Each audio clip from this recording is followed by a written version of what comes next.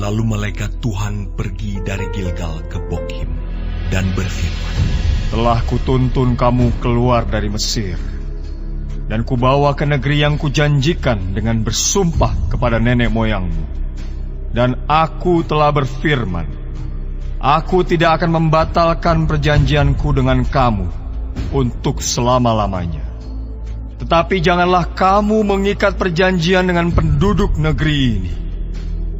Mesbah mereka haruslah kamu robohkan. Tetapi kamu tidak mendengarkan firman-Ku. Mengapa kamu perbuat demikian?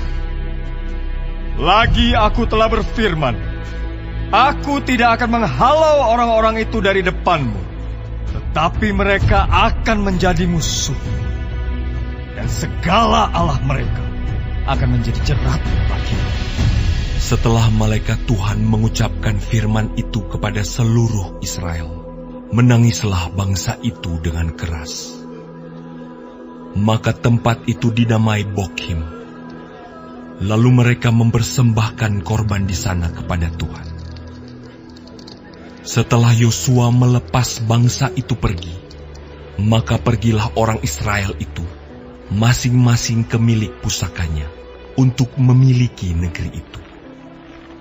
Dan bangsa itu beribadah kepada Tuhan sepanjang zaman Yosua, dan sepanjang zaman para tua-tua yang hidup lebih lama daripada Yosua, dan yang telah melihat segenap perbuatan yang besar yang dilakukan Tuhan bagi orang Israel. Dan Yosua bin Nun, hamba Tuhan itu, mati pada umur 110 tahun. Ia dikuburkan di daerah milik pusakanya di Timnat Heres, di pegunungan Efraim, di sebelah utara Gunung Gaas. Setelah seluruh angkatan itu dikumpulkan kepada nenek moyangnya, bangkitlah sesudah mereka itu angkatan yang lain, yang tidak mengenal Tuhan, ataupun perbuatan yang dilakukannya bagi orang Israel. Lalu orang Israel melakukan apa yang jahat di mata Tuhan, dan mereka beribadah kepada para Baal. Mereka meninggalkan Tuhan, Allah nenek moyang mereka, yang telah membawa mereka keluar dari tanah Mesir, lalu mengikuti Allah lain dari antara Allah bangsa-bangsa di sekeliling mereka, dan sujud menyembah kepadanya, sehingga mereka menyakiti hati Tuhan. Demikianlah mereka meninggalkan Tuhan dan beribadah kepada Baal dan para Asitoret. Maka bangkitlah murka Tuhan terhadap orang Israel. Ia menyerahkan mereka ke dalam tangan perampok dan menjual mereka kepada musuh di sekeliling mereka, sehingga mereka tidak sanggup lagi menghadapi musuh mereka. Setiap kali mereka maju, tangan Tuhan melawan mereka dan mendatangkan malapetaka kepada mereka, sesuai dengan apa yang telah diperingatkan kepada mereka oleh Tuhan dengan sumpah, sehingga mereka sangat tergesa. Maka Tuhan membangkitkan hakim-hakim yang menyelamatkan mereka dari tangan perampok itu. Tetapi juga para hakim itu tidak mereka hiraukan, karena mereka bersinah dengan mengikuti Allah lain dan sujud menyembah kepadanya. Mereka segera menyimpang dari jalan yang ditempuh oleh nenek moyangnya yang mendengarkan perintah Tuhan. Mereka melakukan yang tidak patut. Setiap kali apabila Tuhan membangkitkan seorang hakim bagi mereka, maka Tuhan menyertai hakim itu dan menyelamatkan mereka dari tangan musuh mereka selama hakim itu hidup. Sebab Tuhan berbelas kasihan mendengar rintihan mereka karena orang-orang yang mendesak dan menindas mereka. Tetapi apabila hakim itu mati, kembalilah mereka berlaku jahat, lebih jahat dari nenek moyang mereka, dengan mengikuti Allah lain, beribadah kepadanya, dan sujud menyembah kepadanya. Dalam hal apapun, mereka tidak berhenti dengan perbuatan dan kelakuan mereka yang tegar itu. Apabila murka Tuhan bangkit terhadap orang Israel, berfirmanlah Ia, karena bangsa ini melanggar perjanjian yang telah kuperintahkan kepada nenek moyang mereka, dan tidak mendengarkan firman-Ku.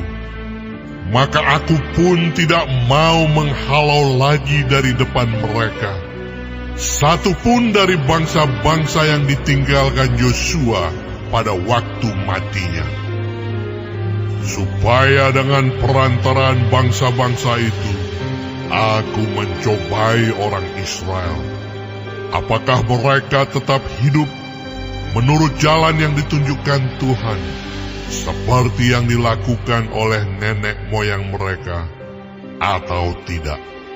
Demikianlah Tuhan membiarkan bangsa-bangsa itu tinggal dengan tidak segera menghalau mereka. Mereka tidak diserahkannya ke dalam tangan Yosua.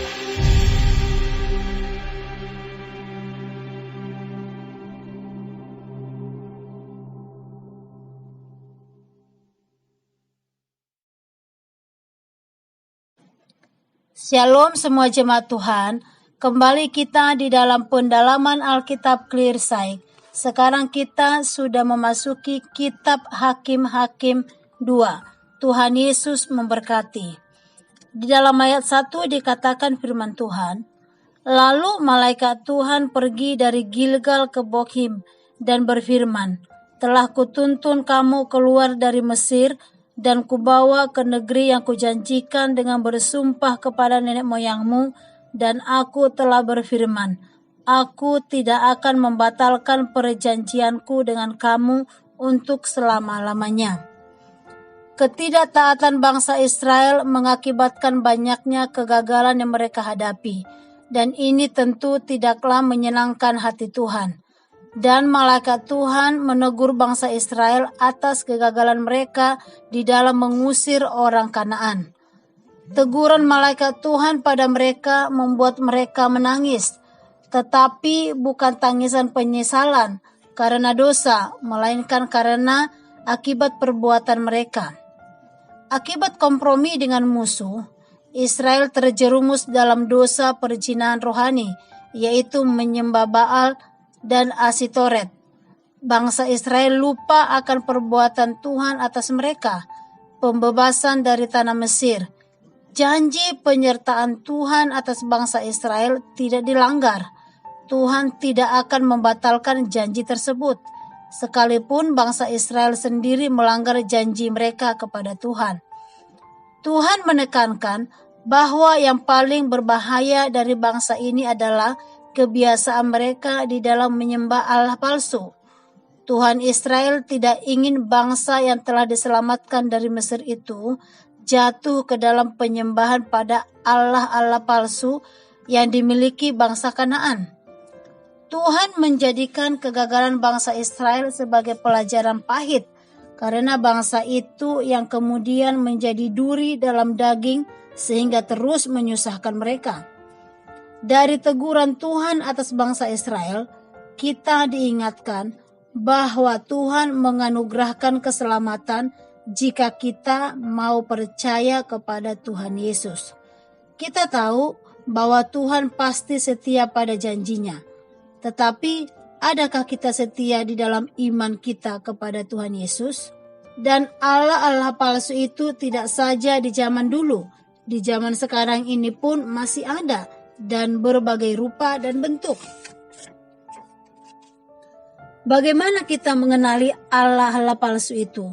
Yaitu apapun di dalam hidup kita yang membuat kita menjauh dari Yesus Kristus dapat dikategorikan sebagai Allah palsu. Dan hal-hal seperti inilah yang perlu kita perhatikan dan hindari. Tuhan tidak serta-merta mengangkat kesulitan-kesulitan dari hidup kita. Tuhan ingin kita belajar taat dan tidak menyimpang dari jalan-jalan Tuhan.